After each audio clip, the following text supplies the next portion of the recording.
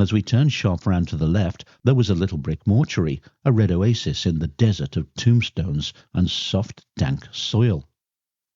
The door was open and disclosed a cool and lofty apartment, lighted by a couple of windows placed high up, which shed a good light on the fearful spectacle upon which we were all gazing.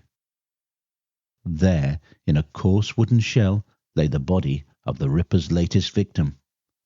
Only her face was visible. The hideous and disemboweled trunk was concealed by the dirty grey cloth which had probably served to cover many a corpse. The face resembled one of those horrible wax anatomical specimens which may be seen in surgical shops. The eyes were the only vestiges of humanity. The rest was so scored and slashed that it was impossible to say where the flesh began and the cuts ended. And yet it was by no means a horrible sight. I have seen bodies in the Paris morgue which looked far more repulsive. The jury being quite satisfied, we marched through the church gates again and pushed our way through the crowd which followed us up the commercial road and into Dorset Street. Here another crowd held possession of the field. Frowsy women with babies in their arms, drunken men recovering from their orgies, and a whole regiment of children, all open-mouthed and commenting on the jury. The entrance to the court was held by a couple of policemen, and it was so narrow that we could only pass up in single file.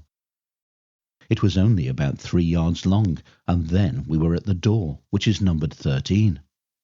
The 2 windows which look into the little court were boarded up, and had apparently been newly whitewashed.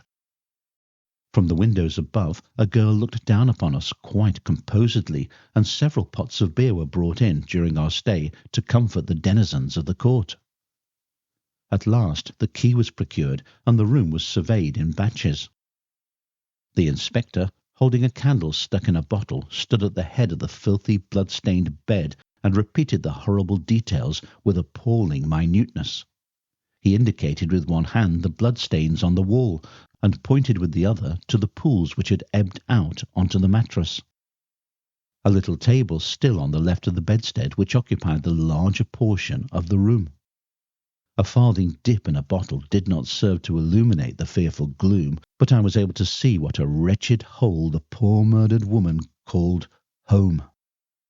The only attempts at decoration were a couple of engravings, one, the fisherman's widow, stuck over the mantelpiece, while in the corner was an open cupboard containing a few bits of pottery, some ginger beer bottles, and a bit of bread on a plate. The rent was 4 shillings a week. In 20 minutes the jury filed out again and marched back, still accompanied by a curious crowd, to the town hall, and began their very simple labours under the direction of Dr. MacDonald,